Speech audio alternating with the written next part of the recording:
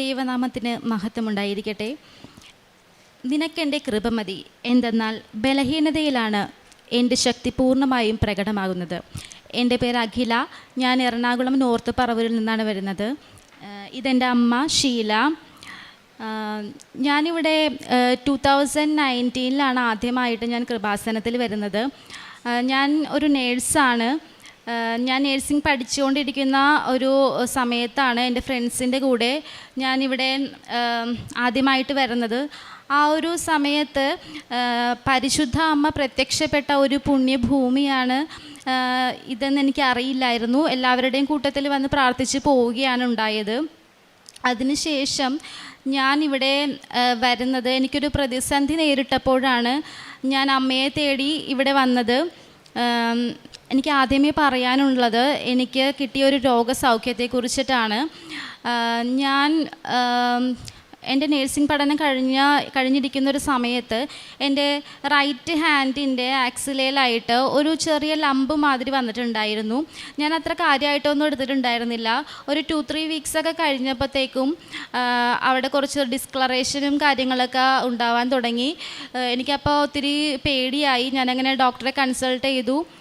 ഡോക്ടറെ കണ്ടു കഴിഞ്ഞപ്പോൾ എന്നോട് പറഞ്ഞത് ഇത് ലിംഫോമ ആവാൻ ചാൻസ് ഉണ്ട്, നമുക്കൊന്ന് ബയോപ്സിക്ക് അയക്കാമെന്ന് പറഞ്ഞു. നേഴ്സിംഗ് പഠിച്ചതുകൊണ്ട് തന്നെ ലിംഫോമ എന്നൊരു പേര് കേട്ടപ്പോൾ തന്നെ ഞാൻ ഒത്തിരി ഭയപ്പെട്ടു. കാരണം എനിക്ക് 2 വയസ്സുള്ളപ്പോഴാണ് എൻ്റെ അച്ഛൻ ക്യാൻസർ മൂലമാണ് മരണപ്പെടുന്നത്. അതുകൊണ്ട് തന്നെ ഞാൻ ഒത്തിരി ഭയപ്പെട്ടു. ഞാൻ വേറൊരു ഡോക്ടറെയും കൂടി കൺസൾട്ട് ചെയ്തായിരുന്നു. ആ ഡോക്ടറും പറഞ്ഞു നമുക്ക് ബയോപ്സിക്ക് എന്തായാലും അയക്കാമെന്ന് പറഞ്ഞു. അങ്ങനെ എനിക്ക് എക്സിഷൻ ബയോപ്സി ചെയ്തു. ഞാനങ്ങനെ ബയോപ്സിയുടെ റിസൾട്ടിന് വേണ്ടി വെയിറ്റ് ചെയ്തിരിക്കുന്ന ഒരു സമയത്താണ് ഞാൻ ആദ്യം ഓൺലൈൻ വഴിയാണ് ഉടമ്പടി എടുക്കുന്നത്. ഞാൻ ഓൺലൈൻ ഉടമ്പടി എടുത്തു. ഞാൻ മാതാവിനോട് പ്രാർത്ഥിച്ചു. എൻ്റെ ബയോപ്സിയുടെ റിസൾട്ട് നോർമലായിട്ടുള്ളൊരു റിസൾട്ടാണ് അമ്മ എനിക്ക് തരുന്നതെങ്കിൽ ഞാൻ ഇവിടെ വന്ന് സാക്ഷ്യപ്പെടുത്തിക്കൊള്ളാമെന്ന് പറഞ്ഞു. ഡോക്ടർ എന്നോട് പറഞ്ഞത് ഒരു 2 വീക്സ് കഴിയുമ്പോഴത്തേനും റിപ്പോർട്ട് കിട്ടുമെന്നാണ്. ഞാൻ ഓൺലൈൻ ഉടമ്പടിയിലായിരുന്നപ്പോൾ തന്നെ ഞാൻ ഒത്തിരി മാതാവിനോട് പ്രാർത്ഥിച്ചു. അതേപോലെ തന്നെ ഞാൻ ഒത്തിരി സാക്ഷ്യങ്ങളൊക്കെ ആ സമയത്ത് തന്നെ ഞാൻ കേൾക്കുമായിരുന്നു. അങ്ങനെ ഒരാഴ്ച കഴിഞ്ഞപ്പോൾ തന്നെ എൻ്റെ ബയോപ്സിയുടെ റിസൾട്ട് വന്നു. അത് ഒരു നോർമലായിട്ടുള്ളൊരു റിസൾട്ടാണ് അമ്മ എനിക്ക് തന്നത്. ഹെയർ ഫോളിക്കിളിൻ്റെ മാട്രിക്സ് സെൽസിൻ്റെ അകത്ത് ഉണ്ടാകുന്ന ഒരു അബ്നോർമൽ ഗ്രോത്ത് മാത്രമായിരുന്നു അത്. പരിശുദ്ധ അമ്മ തന്ന ഈ അനുഗ്രഹത്തിന് ഞാൻ അമ്മയ്ക്കും തിരുകുമാരനും കോടാനുകോടി നന്ദി പറയുന്നു. അടുത്തതായിട്ട് എനിക്ക് പറയാനുള്ള സാക്ഷ്യം എന്ന് പറയുന്നത്, ഞാൻ എൻ്റെ ജീവിതത്തിൽ മറ്റൊരു ഒരു ക്ലേശകരമായിട്ടുള്ളൊരു സമയങ്ങളിലൂടെ കടന്നു പോവുകയായിരുന്നു. അപ്പോൾ ഞാൻ ജർമ്മൻ പഠിച്ചുകൊണ്ടിരിക്കുകയായിരുന്നു. ആ സമയത്ത് ഞാൻ ജർമ്മൻ എക്സാം എഴുതിയിട്ട്, ജർമ്മൻ പഠിക്കുന്നവരിവിടെ ഉണ്ടെങ്കിൽ അറിയാൻ പറ്റും, ഒത്തിരി ടഫായിട്ടുള്ളൊരു ലാംഗ്വേജാണ്. 4 മൊഡ്യൂളുണ്ട്. ഞാൻ എക്സാം എഴുതിയിട്ട് എനിക്ക് ആകെ 2 മൊഡ്യൂൾസ് മാത്രമേ കിട്ടിയിട്ടുണ്ടായിരുന്നുള്ളൂ. എനിക്ക് റൈറ്റിങ്ങും അതേപോലെ തന്നെ സ്പീക്കിങ്ങും മാത്രം കിട്ടിയിട്ടുണ്ടായിരുന്നുള്ളൂ. ഞാൻ തുടർച്ചയായിട്ട് 6 വട്ടം എക്സാം എഴുതിയിട്ടും എനിക്ക് ബാക്കിയുള്ള 2 മൊഡ്യൂൾസും റീഡിങ്ങും അതേപോലെ തന്നെ ലിസണിങ്ങും എനിക്ക് കിട്ടുന്നുണ്ടായിരുന്നില്ല. എൻ്റെ കൂടെ ഉണ്ടായിരുന്നവരെല്ലാവരും തന്നെ എക്സാം ക്ലിയർ ചെയ്തു. എല്ലാവരും ജർമ്മനിക്ക് പോയി. എന്നിട്ടും എൻ്റെ കാര്യത്തിൽ മാത്രം ഒത്തിരി തടസ്സങ്ങളായിരുന്നു. ഞാൻ ഒത്തിരി വിഷമിച്ചു. അവസാനം ഞാനിത് ഡ്രോപ്പ് ഔട്ട് ചെയ്യാമെന്നൊക്കെ വിചാരിച്ചു. പക്ഷേ എൻ്റെ ഫാമിലിയിൽ നിന്നുണ്ടായിരുന്നൊരു സപ്പോർട്ട് കൊണ്ട് ഞാൻ പിന്നെയും പ്രാർത്ഥനകളും എല്ലാം കൊണ്ട് ഞാൻ മുന്നോട്ട് പോയി. ഞാനങ്ങനെ ജനുവരി 6 2024 ഞാനങ്ങനെ ഇവിടെ വന്നു. എനിക്ക് മനസ്സിലായി എൻ്റെ കഴിവ് കൊണ്ട് എനിക്കൊരു കഴിവുമില്ല. എൻ്റെ കഴിവ് കൊണ്ട് എനിക്ക് കിട്ടില്ല എന്നുള്ളൊരു പൂർണ്ണ ബോധ്യം വന്നു കഴിഞ്ഞപ്പോൾ അച്ഛൻ്റെ ഒരു ധ്യാനത്തിൽ ഞാൻ കേട്ടിട്ടുണ്ടായിരുന്നു, ഒരു വഴിയും ഇല്ലാത്തവൻ്റെ അവസാനത്തെ ഒരു വഴിയാണ് ഉടമ്പടി എന്നുള്ളത്. ഞാൻ ഓടി ഇവിടേക്കാണ് വന്നത്.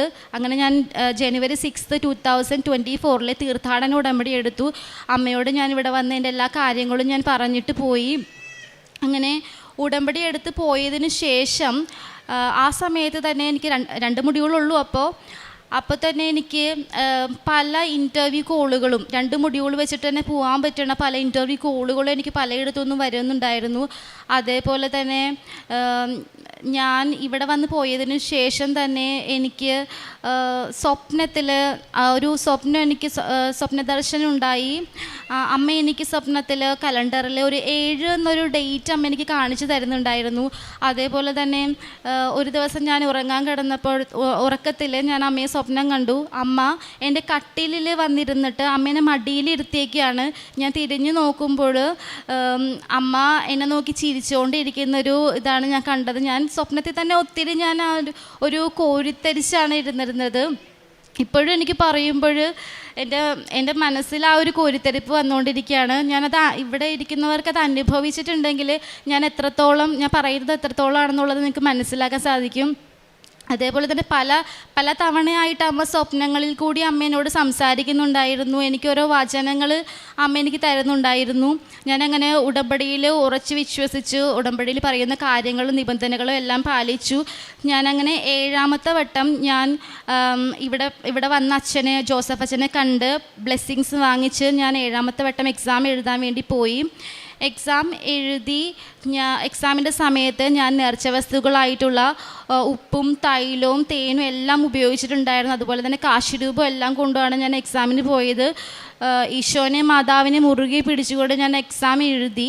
എക്സാമിൻ്റെ റിസൾട്ട് ഒരു 2024 ഒക്ടോബർ 7 എൻ്റെ റിസൾട്ട് വരുന്നത്. റിസൾട്ട് വന്നപ്പോൾ ഇത്രയും നാളും ഞാൻ ഫെയിലായിക്കൊണ്ടിരുന്ന ആ ഒരു സബ്ജക്റ്റിന് എനിക്ക് 90% മാർക്ക് തന്ന് മാതാവ് എന്നെ പാസ്സാക്കി.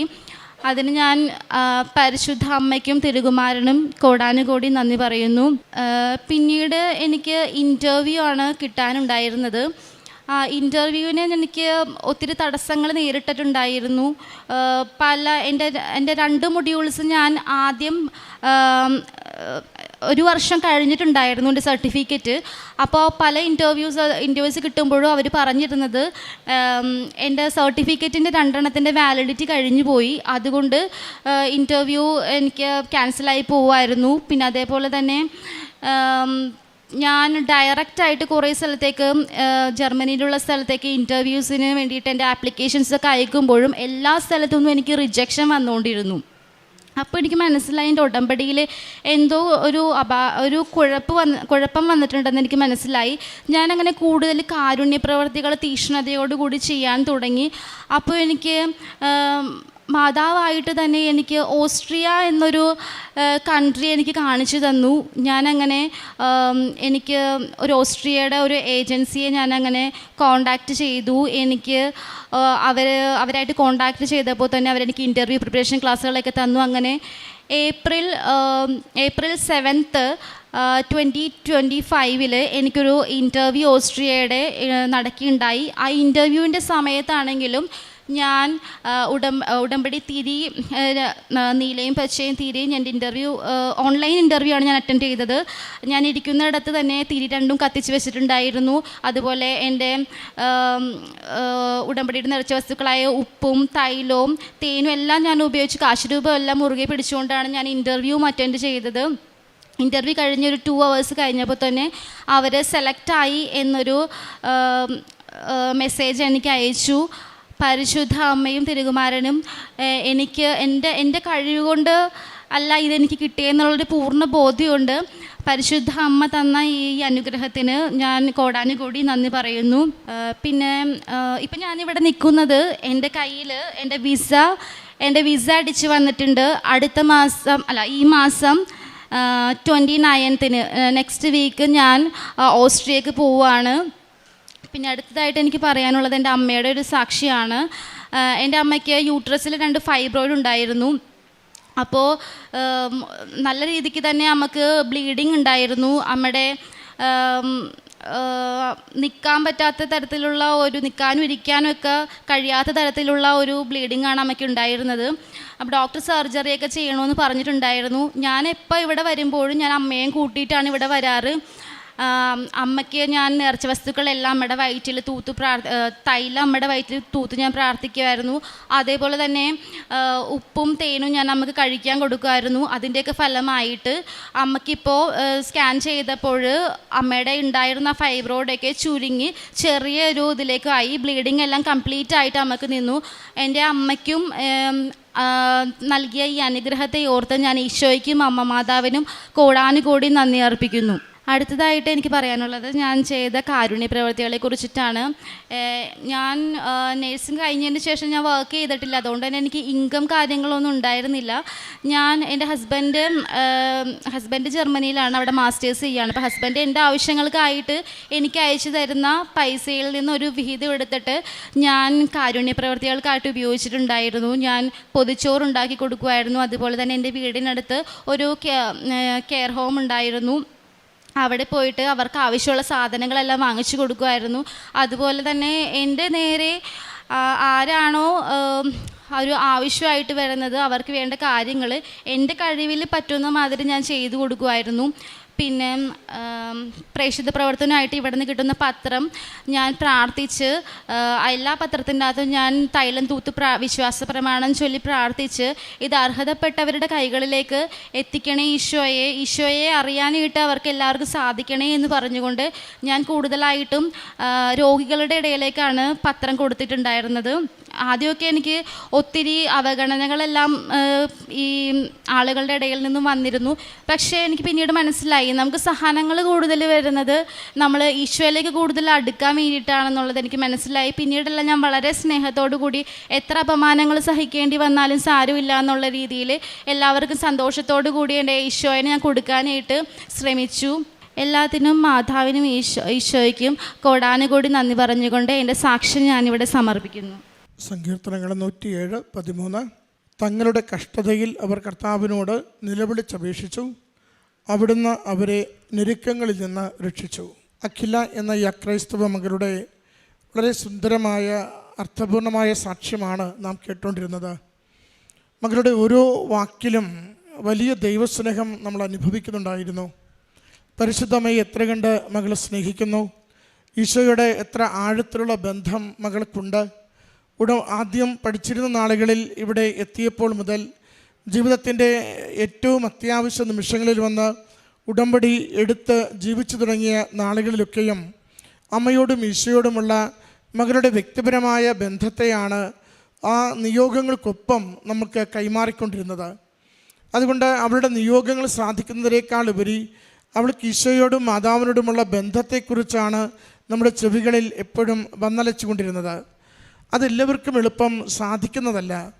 അത് ഹൃദയത്തിൻ്റെ എളിമയിലും ശുദ്ധതയിലും ദൈവസന്നിധിയിൽ ജീവിതത്തെ കൊടുക്കുകയും ശരണപ്പെട്ടുകൊണ്ട് വചനം വായിച്ചും പ്രാർത്ഥനകളിൽ പങ്കുചേർന്നും ദൈവം എൻ്റെ ജീവിതത്തിൻ്റെ ഓഹരിയും എൻ്റെ ജീവിതത്തിൻ്റെ നിയന്താവും ബലവുമെന്ന് തിരിച്ചറിയുന്നവർ വളരെ ശാന്തതയിൽ സാവധാനത്തിൽ സ്വായത്തമാക്കുന്ന ഒരു മാനസിക ആത്മീയ അവസ്ഥയാണ് ഈശോയിലും മാതാവിലുമുള്ള സ്നേഹമുള്ള ശരണപ്പെട്ട ഒരു ജീവിതത്തിൻ്റെ എക്സ്പോസിഷൻ. അതാണ് ശരിക്കും അവരുടെ വാക്കുകളിലൂടെ നമ്മൾ കണ്ടത്. ആദ്യമോട് സൂചിപ്പിച്ചത് അവൾക്കുണ്ടായ ഒരു ലംബ്, അത് ക്യാൻസറസ് ആണോ എന്നൊരു സംശയം. ആ നാളുകളിൽ അമ്മമാതാവിൻ്റെ അരികിൽ ശരണപ്പെട്ട് പ്രാർത്ഥിച്ചതും അത് പൂർണ്ണമായും യാതൊരു ക്ലേശവുമില്ലാതെ മകൾക്ക് മാറിക്കിട്ടിയതിനെയാണ് സാക്ഷ്യപ്പെടുത്തിയത്. പിന്നീട് മകളുടെ ജർമ്മൻ എക്സാംസ് ഏറെ മകളെ വലച്ച ഒരു വിഷയമായിരുന്നു. സാധാരണ സ്പീക്കിങ്ങും റൈറ്റിങ്ങുമാണ് എല്ലാവർക്കും പ്രയാസമുള്ളത്. റീഡിങ്ങും ലിസണിങ്ങും പൊതുവെ ആദ്യത്തെ എഴുത്തുകളിൽ ക്ലിയർ ചെയ്യുന്ന മൊഡ്യൂൾസുമാണ്. എന്നാൽ മകൾ ഏറ്റവും പ്രയാസമുള്ളത് ആദ്യം തന്നെ 2 ക്ലിയർ ചെയ്ത് വെച്ചു. പിന്നീട് ഈ ലിസണിങ്ങിനും റീഡിങ്ങിനും വേണ്ടി മകൾ 6 തവണ എഴുതിയിട്ടും ക്ലിയർ ആയില്ല എന്നാണ് മകൾ സൂചിപ്പിച്ചത്. എന്നിട്ട് മകൾ എപ്പോഴാണോ ഒന്ന് ഉടമ്പടി എടുക്കുന്നത് ഒരു തരത്തിലും അത് പൂർത്തീകരിച്ചെടുക്കുവാൻ മകൾക്ക് സാധിക്കുന്നില്ല. അതൊന്ന് വിദേശത്തേക്ക് പോകുവാനുള്ള വഴികളൊക്കെ അടഞ്ഞുകൊണ്ടിരിക്കുന്നു. അമ്മയുടെ അരികിൽ വന്ന് ആ തനിക്കുള്ള സ്വാഭാവികമായ നിഷ്കളങ്കതയിൽ ഉടമ്പടി എടുത്ത് ഈ ഗൗരവമുള്ള വിഷയത്തെ അമ്മയുടെ കരങ്ങളിൽ ഏൽപ്പിച്ചു കൊടുക്കുമ്പോൾ മകൾ പറയുന്നുണ്ട്, എനിക്ക് ലഭിച്ച സന്ദേശം, സ്വപ്നത്തിലെ സന്ദേശം 7 എന്ന അക്കമായിരുന്നു. 7 എന്ന അക്കം മകൾ അച്ഛൻ്റെ കൈവെപ്പ് ശുശ്രൂഷയും പ്രാർത്ഥനയും സ്വീകരിച്ച് മടങ്ങുമ്പോൾ മകൾ മനസ്സിൽ ഉറപ്പിച്ചിട്ടുണ്ട്, ഞാനിനി എഴുതാൻ പോകുന്നത് 7ാമത്തെ തവണയാണ്. ഈ 7 എന്ന അക്കം 7ാമത്തെ തവണ എൻ്റെ പരീക്ഷകളെ ദൈവം അനുഗ്രഹിക്കുന്നു, അമ്മ മാതാവ് അതിന് ഒപ്പുചാർത്തുന്നു എന്നതിൻ്റെ അടയാളം തന്നെയാണ്. മകൾ പറഞ്ഞു, ഞാൻ ഏറ്റവും ഒരുക്കത്തോടു കൂടി ഉടമ്പടി നേർച്ച വസ്തുക്കൾ ഉപയോഗിച്ചുകൊണ്ട് എൻ്റെ കഴിവിൽ എനിക്ക് നേടാനാവാത്ത പരീക്ഷ പൂർണ്ണമായും അമ്മയെ ഏൽപ്പിച്ചു കൊടുത്തുകൊണ്ട് എഴുതി. ആ 7ാമത്തെ തവണ 90% മാർക്കോടുകൂടി എനിക്ക് ആ 2 മൊഡ്യൂൾസ് ക്ലിയർ ചെയ്യുവാൻ സാധിച്ചു വന്ന അത് വലിയൊരു അനുഗ്രഹത്തിൻ്റെ, ഏറെ നാളായി ഒത്തിരി പേരുടെ മുമ്പിൽ ഒരു ചോദ്യമായി, ജയിച്ചില്ലേ പോകുന്നില്ലേ എന്ന ചോദ്യത്തിന് പരിഹാരമായിട്ട് അമ്മ കൊടുത്ത അനുഗ്രഹമായി മകൾ സാക്ഷ്യപ്പെടുത്തി. പിന്നീട് ജർമ്മനിയിൽ പോകുവാനുള്ള പരിശ്രമങ്ങളാണ്. അതും പലവരു പരാജയപ്പെടുകയും അത് ആദ്യത്തെ 2 പേപ്പറുകൾ 1 വർഷം കഴിഞ്ഞതുകൊണ്ട് അത് എക്സ്പയറി ആകുന്നുവെന്ന് പറഞ്ഞുകൊണ്ട് മകൾക്ക് തടസ്സങ്ങൾ വരുന്നു. അപ്പോഴും മാതാവ് തന്നെയാണ് മകൾക്ക് സന്ദേശം കൊടുക്കുന്നത്. ഉടമ്പടിയുടെ ഒരു പ്രത്യേകത, ഉടമ്പടിയിൽ നമുക്കൊരു സന്ദേശം കിട്ടിയാൽ ചിലപ്പോൾ സ്വപ്നത്തിൽ ലഭിക്കുന്ന സന്ദേശമാവും, ആരെങ്കിലും വാക്കുകളിൽ പറയുന്ന സന്ദേശമാവും, പ്രാർത്ഥിച്ചു കൊണ്ടിരിക്കുമ്പോൾ വചനത്തിൽ നിന്നോ നമ്മുടെ ഉള്ളിൽ നിന്ന് തന്നെയോ നമുക്ക് ലഭിക്കുന്ന സന്ദേശമാവും, ചിലപ്പോൾ ഒരു സാക്ഷ്യം കേൾക്കുമ്പോഴോ അച്ഛൻ്റെ ആരാധന കൂടുമ്പോഴോ അച്ഛൻ പറയുന്ന വാക്കുകൾ നമ്മുടെ ജീവിത വിഷയവുമായി ബന്ധപ്പെട്ട് കൈമാറുന്ന ഒരു സന്ദേശമാവും.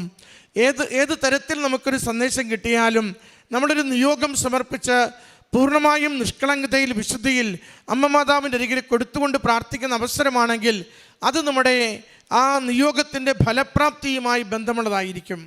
അതാണ് മകൾ പറഞ്ഞത്. ഓസ്ട്രിയ എന്നൊരു രാജ്യത്തെയാണ് അമ്മ മാതാവ് എനിക്ക് സന്ദേശം നൽകിയത്. എനിക്കിപ്പോൾ അവിടെ പോകുവാനുള്ള വിസയും ടിക്കറ്റും കയ്യിലുണ്ട്. അമ്മ എന്നെ നയിച്ചത് ഓസ്ട്രിയയിലേക്കാണ്. അവിടെയും ജർമ്മൻ ഭാഷ സംസാരിക്കുന്നൊരു രാജ്യമാണ്. അപ്പോൾ മാതാവിന് കൃത്യമായ വഴികളുണ്ട്. ഒരുപക്ഷെ നമ്മൾ കാണുന്ന വഴികളിലൂടെ ആയിരിക്കണമെന്നില്ല നമ്മുടെ ലക്ഷ്യത്തിൽ എത്തിച്ചേരുന്നത്. അമ്മ ഒരുക്കി തരുന്ന തിരുക്കുമാരൻ കണ്ടെത്തിയിരിക്കുന്ന വഴികളിലൂടെ നമ്മുടെ ജീവിതത്തെ സുരക്ഷിതമാക്കും വിധത്തിൽ അമ്മ നമ്മളെ കൈപിടിച്ച് എത്തിക്കുക തന്നെ ചെയ്യും. മറ്റൊന്ന് മകൾ സൂചിപ്പിച്ചത് അമ്മയ്ക്കുണ്ടായിരുന്ന രോഗക്ലേശങ്ങളെക്കുറിച്ചാണ്. യാതൊരു മരുന്നും ഉപയോഗിക്കാതെ ഉടമ്പടി തൈലവും ഉടമ്പടി ഉപ്പും മാത്രം ഉപയോഗിച്ചുകൊണ്ട് ആ കടുത്ത ബ്ലീഡിങ്ങിനെയും ഫൈബ്രോയിഡിനെയും എങ്ങനെ അത് ചുരുങ്ങിയും രോഗം സൗഖ്യപ്പെട്ടും അമ്മയുടെ ആരോഗ്യം എങ്ങനെ സംരക്ഷിക്കപ്പെട്ടുവെന്ന് മകൾ സൂചിപ്പിക്കുകയാണ്. പ്രിയമുള്ളവരെ, ഉടമ്പടി ദൈവാനുഗ്രഹത്തിൻ്റെ പദ്ധതിയാണ്.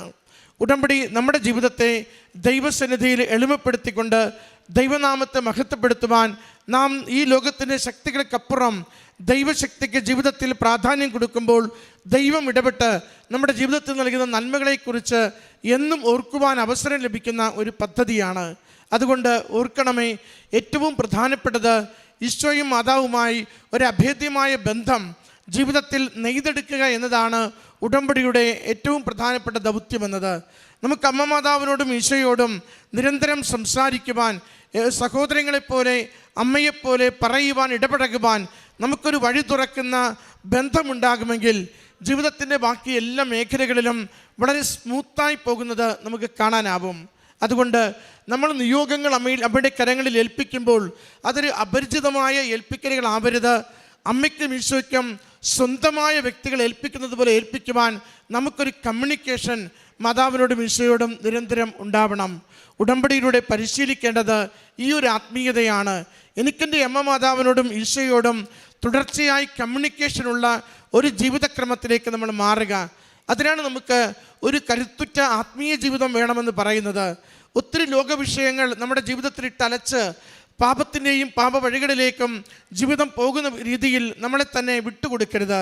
നമുക്ക് പറയുവാനാവണം, തെളിമയുള്ളൊരു ആത്മാവ് എനിക്കുണ്ട്, തെളിമയുള്ളൊരു ശരീരം എനിക്കുണ്ട്, ദൈവത്തിനും പ്രിയപ്പെട്ടവർക്കും നന്മ ചെയ്യുന്നൊരു ജീവിതം എനിക്കുണ്ടെന്ന് പറയുവാനാകുമ്പോൾ നമ്മുടെ പ്രാർത്ഥനകൾ നമുക്ക് അനുഗ്രഹമാവും, നമ്മുടെ ജീവിതം മറ്റനേകർക്ക് മാതൃകയാവുകയും ചെയ്യും. ഈ മകൾക്ക് ലഭിച്ച എല്ലാ ആത്മീയ ബോധ്യങ്ങൾക്കും മകളുടെ എല്ലാ ജീവിത നിയോഗങ്ങൾ അനുഗ്രഹങ്ങളായതിനും അമ്മ മാതാവിനും ഈശോയ്ക്കും നന്ദി പറഞ്ഞുകൊണ്ട് കരങ്ങളടിച്ച് ഈ സാക്ഷ്യം നമുക്ക് സമർപ്പിക്കാം. അത്യപൂർവ ദൈവാനുഭവങ്ങൾ ഇനി നിങ്ങൾക്കും സ്വന്തം. ഈ യൂട്യൂബ് ചാനൽ ഇതുവരെ സബ്സ്ക്രൈബ് ചെയ്തിട്ടില്ലെങ്കിൽ ഇപ്പോൾ തന്നെ സബ്സ്ക്രൈബ് ചെയ്യുക. ഈ വീഡിയോ ഇപ്പോൾ തന്നെ നിങ്ങളുടെ സുഹൃത്തുക്കൾക്ക് ഷെയർ ചെയ്തുകൊണ്ട് കർത്താവിൻ്റെ പ്രേക്ഷിതരാകുക.